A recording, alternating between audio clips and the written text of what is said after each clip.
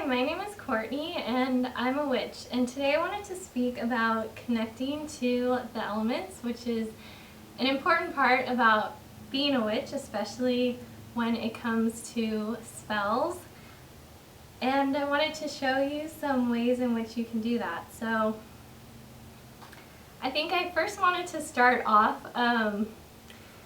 with our symbol for witchcraft. So hopefully you can see my drawing. This is called the Pentacle, or a pentagram.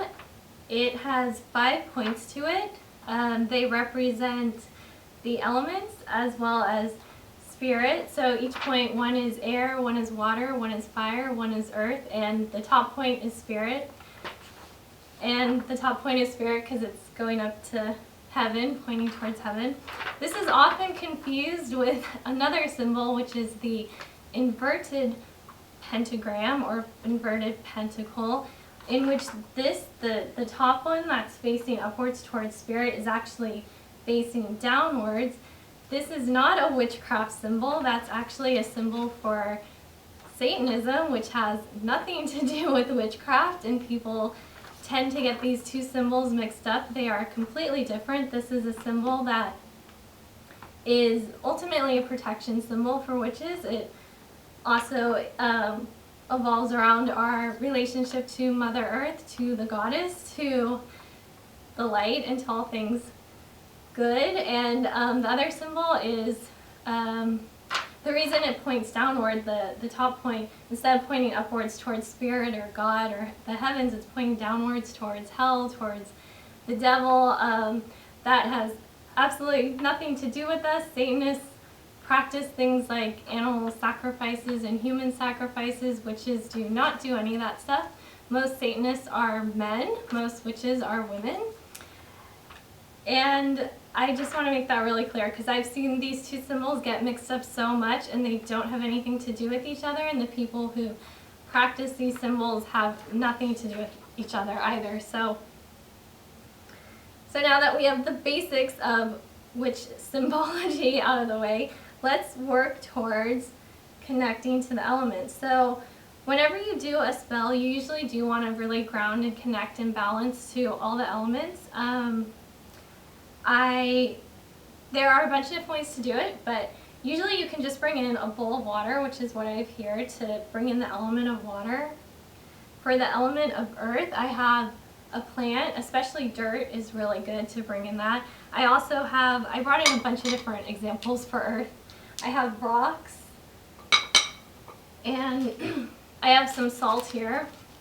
You could also, if you live by the ocean, you can definitely bring in some sand.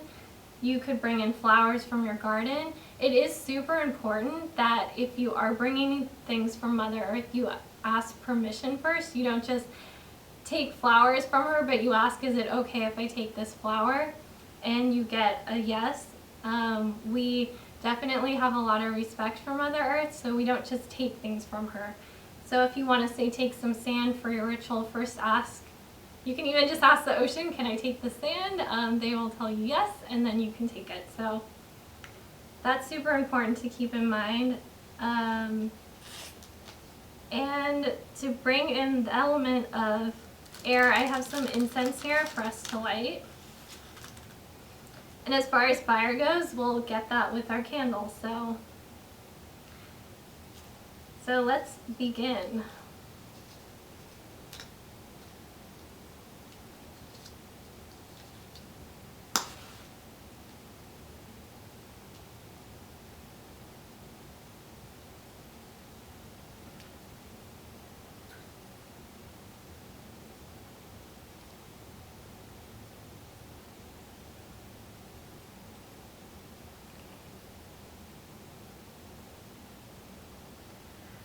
So as I light this candle, I ask that all of us who are watching this are more connected to the elements, and that we are able to develop a greater connection and appreciation to the elements, so that we are able to do really cool things like control the weather, and we are able to call in the elements to help us if we ever need them in cases of protection. And it also allows us to help protect Mother Earth even more And we ask for balance in our relationship with the elements. If there is any element we need healing from, for example, say we drowned in a past life, or maybe we almost drowned in this life, we might have issues with the element of water. So if we have anything revolving around any of the elements that needs healing, we ask for that now, and we ask that we be released from that.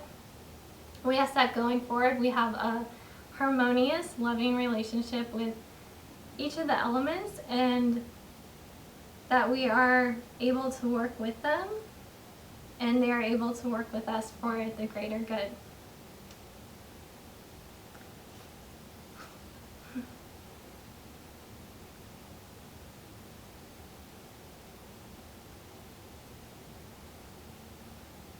And now I'm just really grounding all of this for all of us.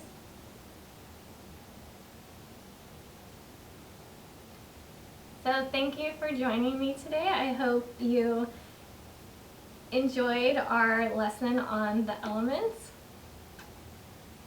And I ask that you make sure to subscribe to get all my videos. Thank you so much, and blessed be.